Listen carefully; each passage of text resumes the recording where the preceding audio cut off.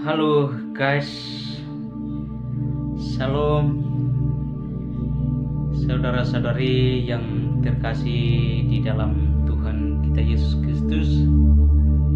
Berjumpa lagi dengan saya Yeski. Saya mengucapkan salam buat saudara-saudari dimanapun Anda berada. Tuhan Yesus memberkati, dan saya berharap saudara-saudari baik-baik saja ya.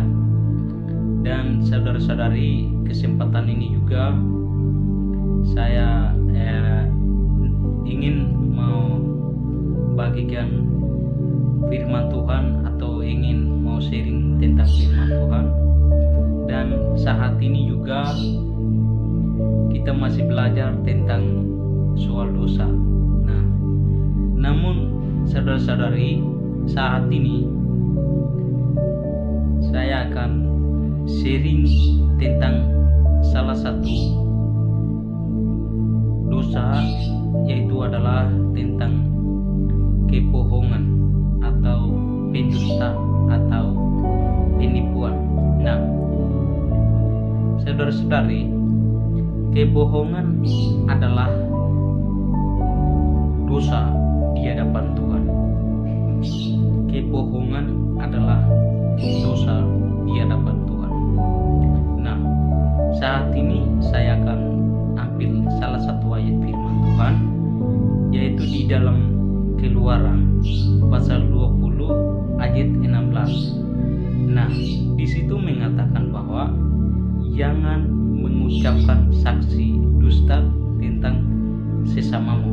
Nah, saudara-saudari, jikalau setiap firman Tuhan menyatakan bahwa jangan melakukan ini dan jangan melakukan itu, berarti di balik itu ada konsekuensinya atau ada akibatnya. Nah, jikalau Tuhan melarang jangan melakukan ini dan itu, berarti di balik itu ada konsekuensi. Konsekuensinya adalah kita akan jatuh dalam dosa. Nah, jadi saudara-saudari, di dalam setiap ayat firman Tuhan, Tuhan berkata jangan, berarti itu adalah kata atau perintah larangan. Nah, kenapa ada perintah larangan? Karena ada konsekuensinya. Nah, jadi saudara-saudari, kebohongan adalah dosa. Kita selalu pendusta, selalu penipuan kepada saudara kita, kepada sahabat kita, kepada teman-teman kita, kepada orang tua kita, kepada adik-adik kita, kepada kakak-kakak kita, kepada guru-guru kita, kepada dosen-dosen kita. Tetapi firman Tuhan mengatakan bahwa jangan mengucapkan saksi dusta tentang sesamamu. Nah, jadi saudara-saudari, siapa yang kebohongan dalam hidupnya, dia adalah berbuat dosa. Ya, dan sebelum Yesus datang ke dalam dunia, itu semua manusia adalah tidak pernah mengenal firman Tuhan. Semua manusia adalah tidak pernah mengenal firman Tuhan. Tapi setiap hati, pikiran, batinia kita, akal budi kita itu dikuasai dengan kebohongan, penipuan, pendusta, dan penipuan. Nah, justru penuh dengan kebohongan itu, kebenaran itulah kebenaran itu menyatakan di tengah-tengah setiap kebohongan itu. Nah, kebenaran itu siapa? Yaitu adalah Yesus Kristus. Yesus Kristus.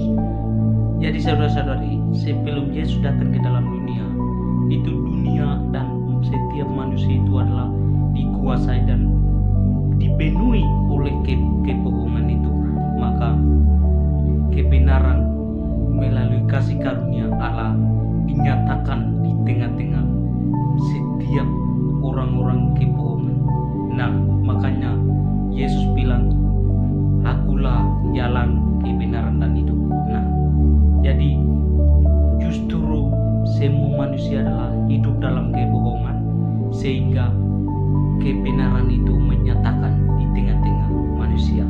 Nah, jadi saudara-saudari, jikalau kita belum menerima kebenaran itu, Yesus Kristus itu, maka dalam hidup kita itu akan dikuasai oleh kebohongan itu.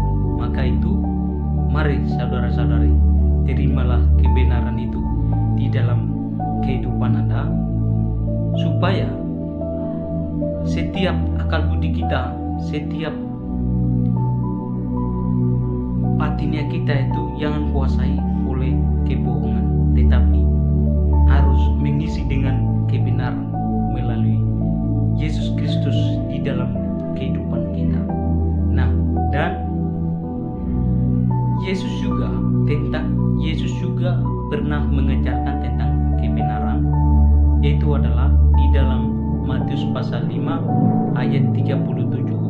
Di situ berkata bahwa jika ya, hendaklah kamu katakan ya. Jika tidak, hendaklah kamu katakan tidak.